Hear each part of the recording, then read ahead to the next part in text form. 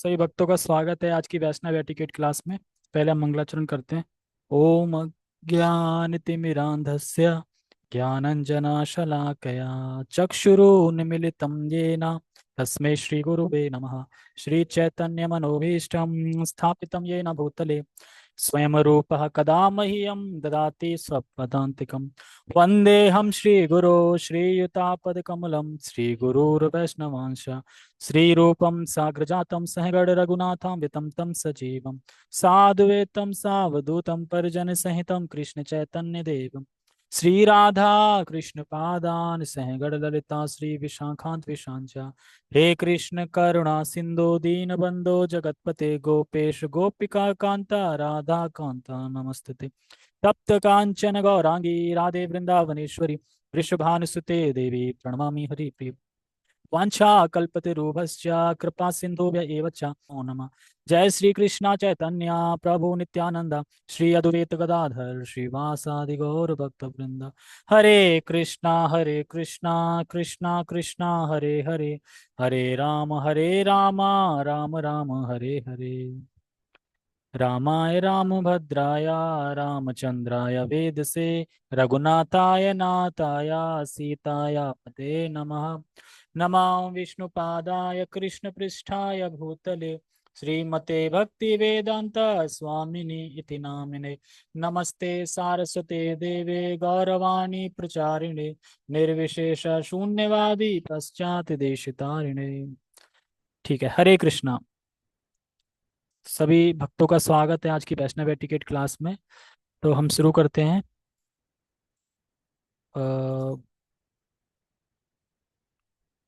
ठीक है, तो सबको फाइल दिखाई दे रही होगी।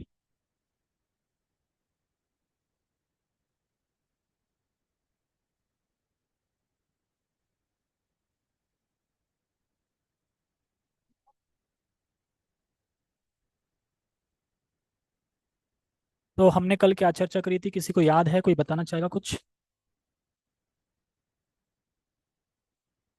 वस्त्रों का बता रहे थे। जूम में किसी को याद है कि कल हम तिलक का बताया था? ठीक है, भैया कुछ बोलना चाहेंगे? कल हमने क्या बताया था? तिलक के बारे में बता रहे थे और मतलब कैसे प्रणाम करना चाहिए। हाँ, कैसे प्रणाम करना चाहिए और तिलक लगाना चाहिए, कैसे लगाना चाहिए। 12 स्थानों पे तिलक लगाना चाहिए और नहा जी धो के स्वच्छ होके हमें तिलक लगाना चाहिए। जी। हाँ, बाथरूम में नहीं लगाना चाहिए, ये भी एक पॉइंट है। और कोई बताना चाहेगा? रामा माता जी, कल का कुछ याद है अगर सुना है तो हाँ, बोलिए। कपड़ों के बारे में साड़ी पहनना चाहिए। तो साड़ी और में आप सूट ये पहन रखा है? साड़ी सूट ही बताया था पहन आपने तो। आपने तो सूट पहन रखा है। सूट। हाँ। अब देखो, ये जो तिलक के। भैया के बगल में ताई माता जी बैठी हैं, तो देखो साड़ी पहन रखी है, पहन रखी कि नहीं पहन रखी साड़ी? तो ऐसा होना चाहिए, स्त्री को साड़ी पहनना चाहिए। अगर कुछ मजबूरी है, जैसे कि अगर साड़ी पहन के कहीं चले जाएंगे नाक कट जाएगी, तो पहन लो सूट। लेकिन अन्यथा साड़ी ही पहनना चाहिए, क्योंकि जो वस्त्र दिया है वो साड़ी ही दिया है, हमारे पुरातन काल से साड़ी ही है। सूट तो बाद में आ गए हैं। जैसे कि पुरुष का धोती कुर्ता है, कम से कम मैंने कुर्ता तो पहन रखा है, ठीक है, धोती कुर्ता है। क्या? नहीं, झूठ नहीं। धर्म की सभा में अधर्म नहीं, है ना? प्रभु जी क्या बोलते हैं? धर्म की सभा में अधर्म नहीं। ठीक है, तो हमने ये सब चर्चा करी तिलक के बारे में। तिलक बहुत इंपॉर्टेंट है।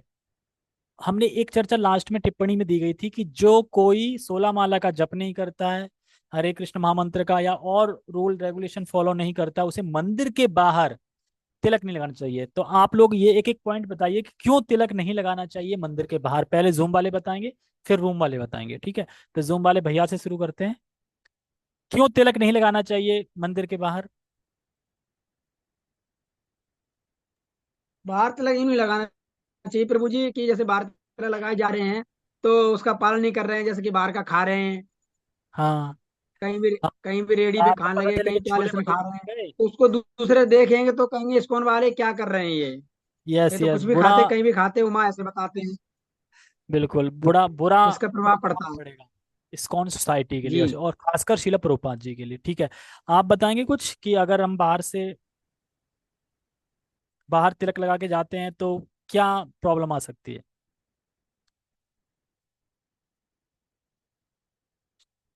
ठीक है, ओके, तो हम अब आगे बढ़ते हैं। ठीक है, अब हम आते हैं केश। तो आपको पता है कलयुग में केशों के लिए बहुत दीवाने हैं लोग।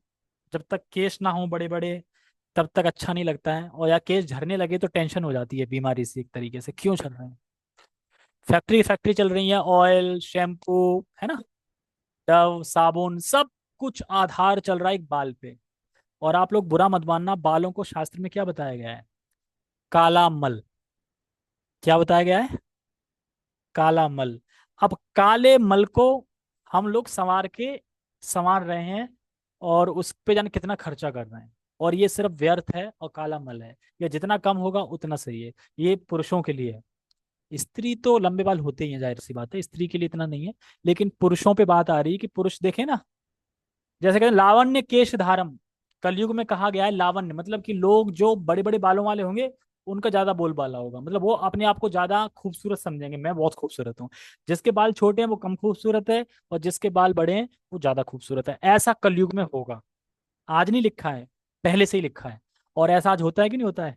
देखा है ना, बहुत से लड़के देखे हैं कि पीछे से देखेंगे लड़की है, और पता चलेगा आगे से लड़का है। क्यों? बाल इतने लंबे लंबे, और बाल ऐसे बार बार हाथ फेरेंगे बालों पे इस तरीके से। तो बालों का बड़ा वो है, तो बाल के लिए हम पढ़ते हैं।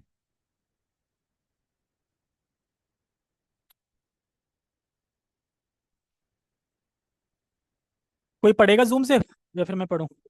ये तो पढ़ना चाहोगे? भैया पढ़ोगे? आप पढ़ना चाहोगे? केश बाल एक लाइन। प्रभु जी मुझे कुछ दिख ही नहीं रहा उसमें, क्लियर दिख ही नहीं रहा। दिख नहीं रहा जूम पे?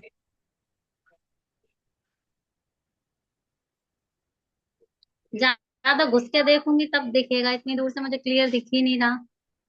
आप फोन को वाइड एंगल पे रखो। फोन को आपने पोर्टिकल वो उस पे रखा होगा।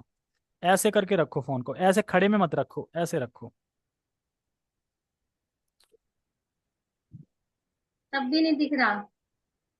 क्या बात कर रहे हो? चलो ठीक है, कोई बात नहीं, मैं पढ़ता हूँ।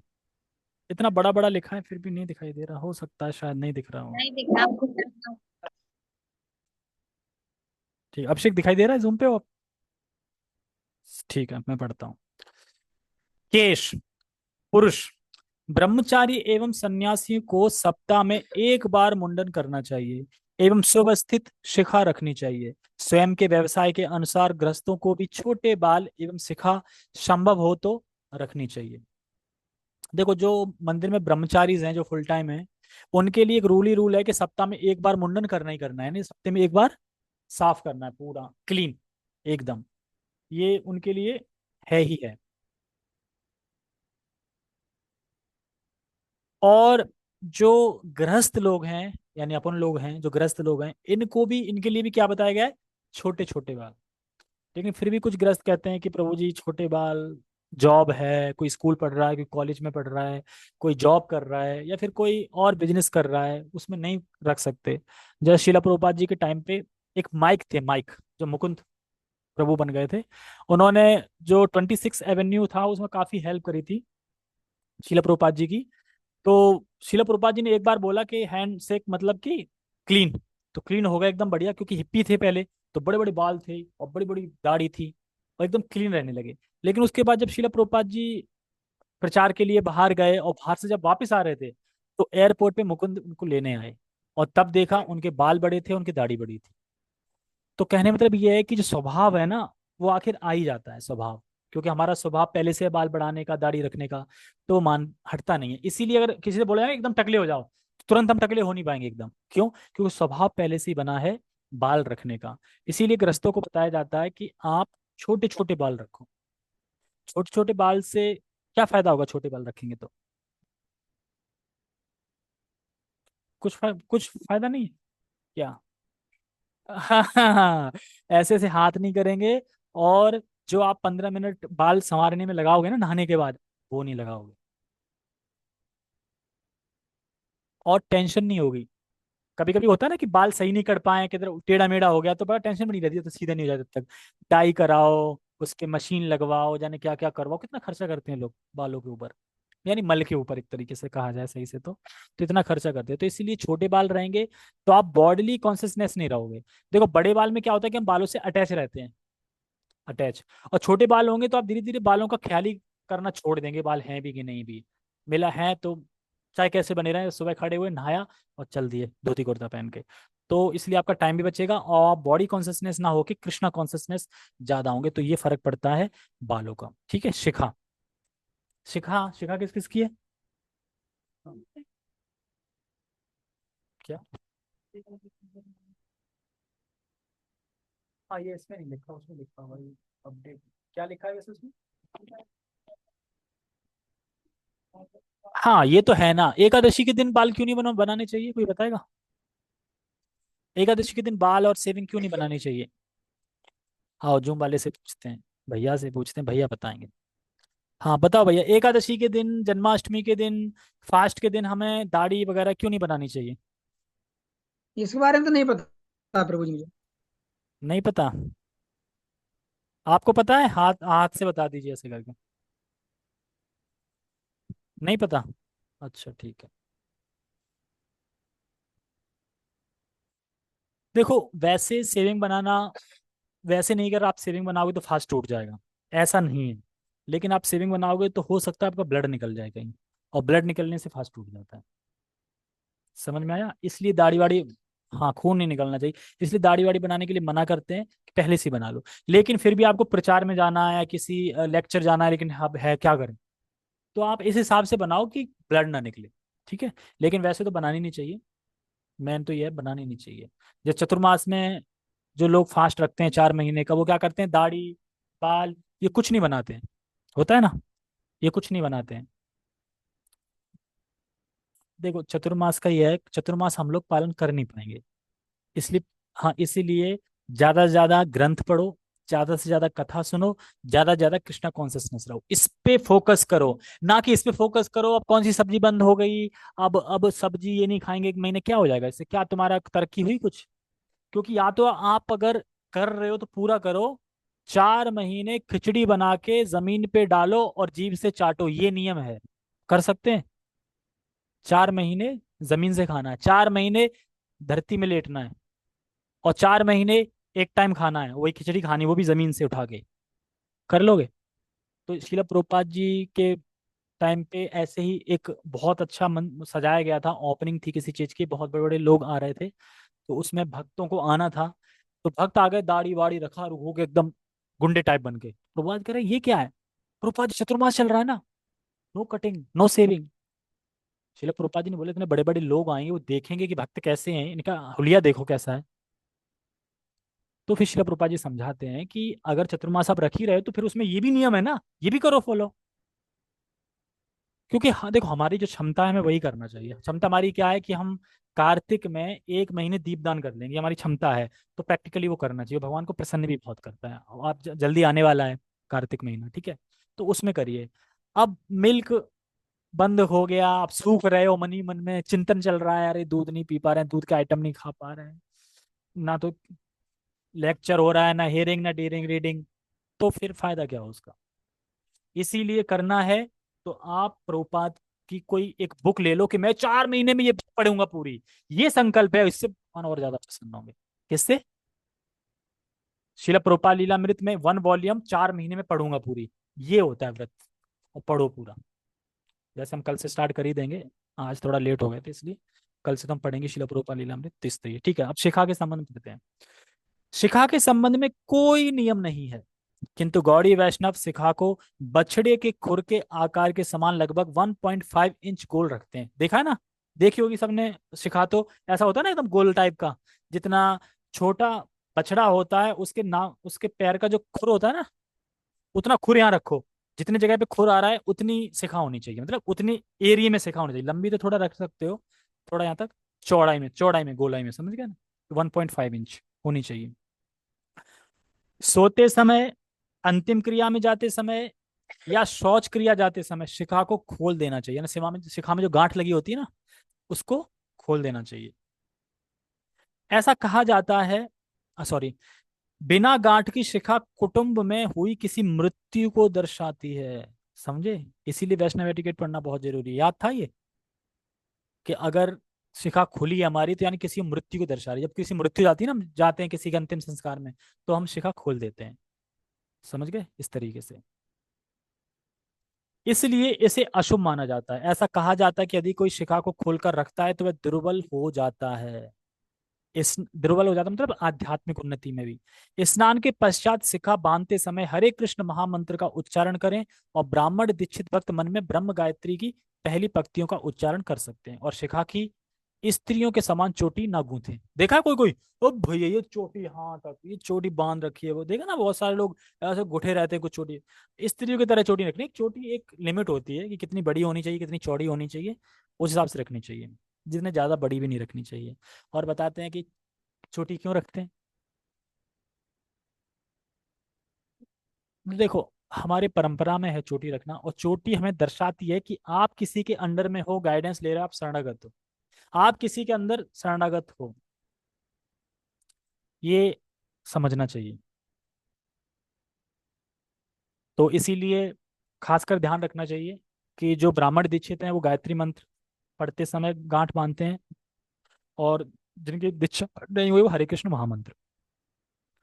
और जब चैतन्य महाप्रभु लीला में एक भक्त थे, तो जो जो थोड़ा माया में भटक गए थे, तो चैतन्य महाप्रभु चोटी पकड़ के खींच के लाए थे। तो बताते हैं ये भक्त का अंटीना है, और जब हम कभी माया में गिरते हैं ना तो भगवान इसी को पकड़ के ऊपर उठा लेते हैं। और बताते हैं कि ये एक तरीके से ये ब्रह्म ज्ञान का अंटीना भी है, कि जिससे हमें आध्यात्मिक ज्ञान समझ में आता है। स्त्रियों को होती नहीं चोटी, इसलिए उन्हें समझ में कम आता है ना। नहीं, बड़ी छोटी होती है ना, ज्यादा समझ में आता है, मतलब कुछ ज्यादा ही समझ में आ जाता है। इमोशनल होती है ज्यादा, उल्टा नहीं, मतलब समझ में आ जाता है, ज्यादा समझ में आ जाता है, इमोशनली ज्यादा होते हैं। ठीक है। तो इस प्रकार से चोटी होना चाहिए, और चोटी कब कब गांठ बांधनी चाहिए, कब गांठ नहीं बांधनी चाहिए, ये सब इसमें है। अब आ जाओ स्त्रियों, अभी तक चल रहा था पुरुषों का, अब स्त्रियां। स्त्रियां लंबे बाल रखें। किस किस के लंबे बाल हैं? आजकल फैशन देखा है, स्त्रियां बाल काट देंगी, क्या और यहाँ से कट, यहाँ से कट।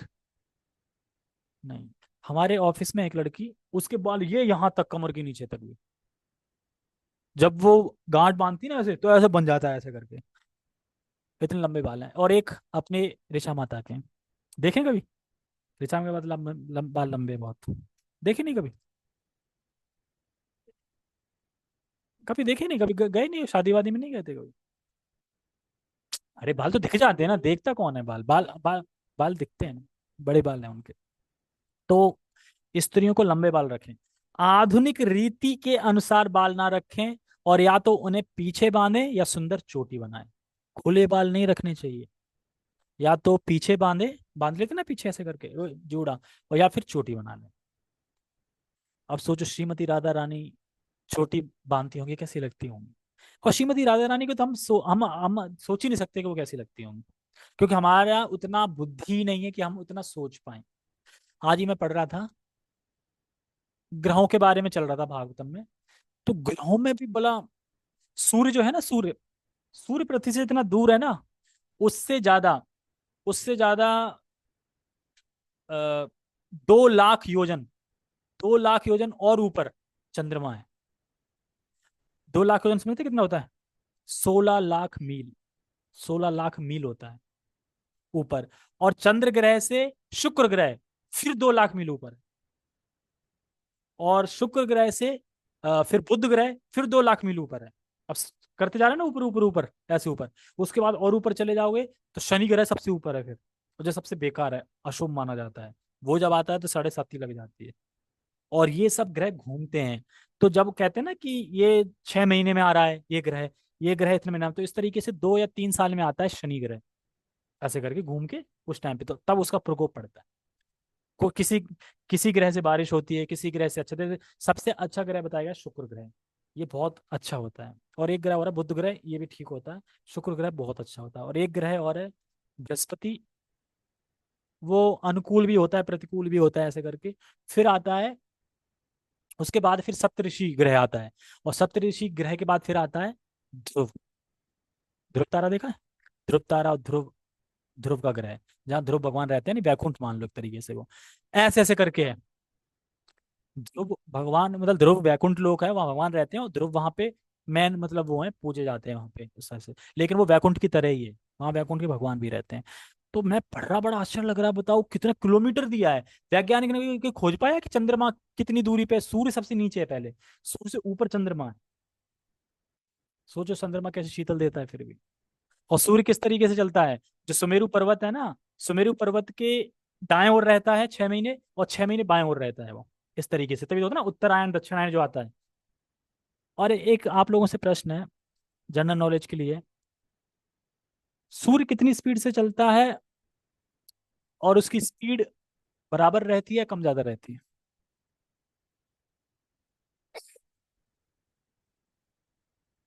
हम्म?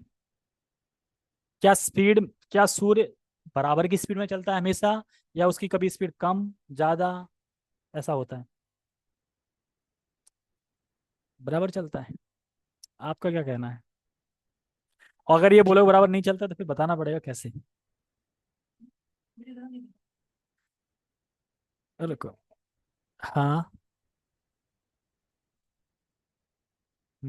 वो तो चंद्रमा इसका अंतर बता रहे हैं, सूर्य की, खाली सूर्य का पूछ रहा हूँ, सूर्य की स्पीड। जैसे मान लो अपन 40 की स्पीड में जा रहे हैं, तो हमेशा 40 की स्पीड में ही चल रहे हैं मान लो, ऐसे चलता है या कम ज्यादा स्पीड होती है? आपका क्या कहना है? ठीक है, जूम वाले से पूछना, भैया बताओ कि सूर्य की गति, सूर्य की जो स्पीड है वो सम रहती है, बराबर रहती है, कम ज्यादा होती है? उसकी गति रहती है, बाकी ये तो नहीं पता कि कितनी स्पीड से चलता है, पर रहती मतलब समय स्पीड नहीं, मैं ये पूछ रहा हूँ, स्पीड बराबर ही रहती है हमेशा, कितनी भी हो, मान लो 40 बराबर हो, रहती है। बराबर बराबर रहती रहती है? है हमेशा। आप बताओ,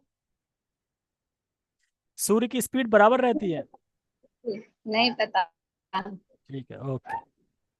तो आप बताओगे दयाशंकर?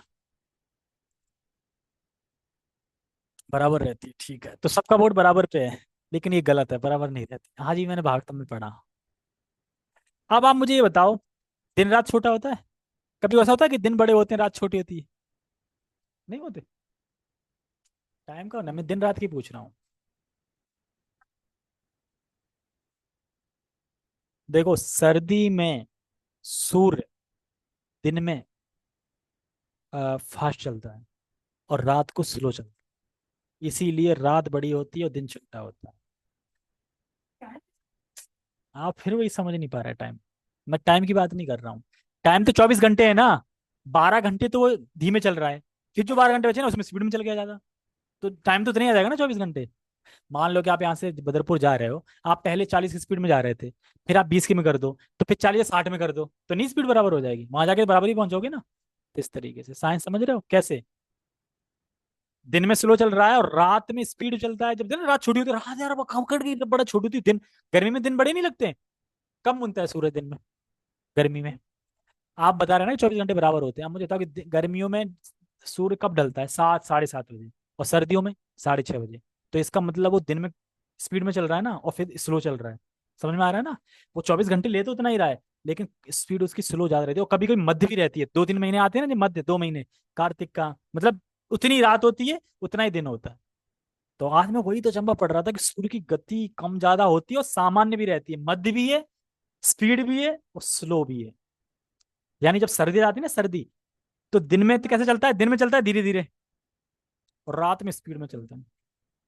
हाँ, बराबर नहीं इसकी स्पीड, स्पीड कम है, मतलब कभी तो 60 की स्पीड में जा रहा होता है एक समझाने के लिए, कभी 40 की स्पीड में, कभी 60 की स्पीड में, कभी 20 की स्पीड में, ऐसे चलता है। इसीलिए यहाँ पे रात बड़ी हो जाती है, दिन बड़े हो जाते हैं, और बीच में कुछ 2, 1, 1.5 महीने ऐसे आते हैं जिससे वो बराबर रहते हैं। जैसे अब आने वाले हैं कार्तिक का महीना, ना बराबर बराबर हो जाएगा। तो ये है सूर्य। और सूर्य चलाता कौन है? अरुणी चलाते हैं, जो उनके वाहक हैं। और सूर्य के जो घोड़े हैं ना, बड़ा टफ है, मतलब कि, और ऐसा नहीं कि सूर्यदेव चल रहे हैं कोई नहीं है उनके, जाने कितने 100 ब्राह्मण होते हैं, वो स्तुति करते हैं, और इधर वो स्तुति करते हैं, गंधर्व नाचते हैं, ये सब लगा रहता है कंटिन्यू। और वो जो मेरू पर्वत है ना, मेरू पर्वत इतना ऊंचा है कि उसकी परिक्रमा लगाते हैं, इस करके उसकी परिक्रमा पे लगा पाते हैं। और पूरे साल में, मतलब पूरे साल में इतने परिक्रमा लगाते हैं, तब जाके देवताओं का तो एक दिन हो पाता है, यहाँ पे एक साल निकल जाती है। जब जब सुमेरु पर्वत के इस साइड रहते हैं तो इधर अंधेरा रहेगा, तो इधर रात रहती है। और इधर उजाला रहेगा। इस साइड होंगे तो फिर इधर उजाला रहेगा, इधर रात रहती है, ऐसे रहता है। तो बहुत इंटरेस्टिंग है, उसमें पूरा सूर्य का ही दिया है, पूरा नक्षत्रों की गणना, नक्षत्रों की मतलब सीमा कितने कितने किलोमीटर है यहाँ से, उस हिसाब से पड़ता है ना, कहीं पीछे आते कहाँ से पड़ता है क्या।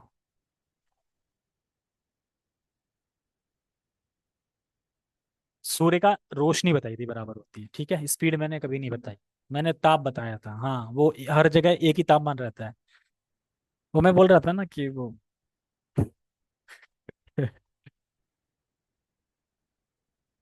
ठीक है, आगे बढ़ते हैं, रुको आगे बढ़ते हैं, कहाँ पे आगे, हाँ।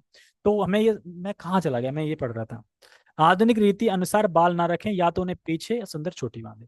तो आज से समझ गए ना, चोटी बंदी होनी चाहिए, बाल खुले नहीं होने चाहिए, खुले, हाँ खुले। हाँ ठीक है, बाल या तो चोटी बना के या जूड़ा बना के रखना चाहिए, बाल खुले नहीं रखना चाहिए। अब आ गया कंठी माला, कौन कौन पहनना चाहता है कंठी माला, उसके लिए खुशखबरी है। लेकिन ये खुशखबरी हम कल करेंगे, क्योंकि 9 बज चुके हैं आज। तो कंठी माला हम कल पहनाएंगे, ठीक है। बहुत इंटरेस्टिंग बताऊंगा कंठी माला के बारे में कि कौन पहन सकता है कौन नहीं पहन सकता। तो बने रहिए कल के लिए, ठीक है। हरे कृष्णा। जगत गुरु शिल प्रभुपाद की जय। वैष्णव एटिकेट की जय। ताई को मैंने भेज दिया है भैया, बता दियो उनको कि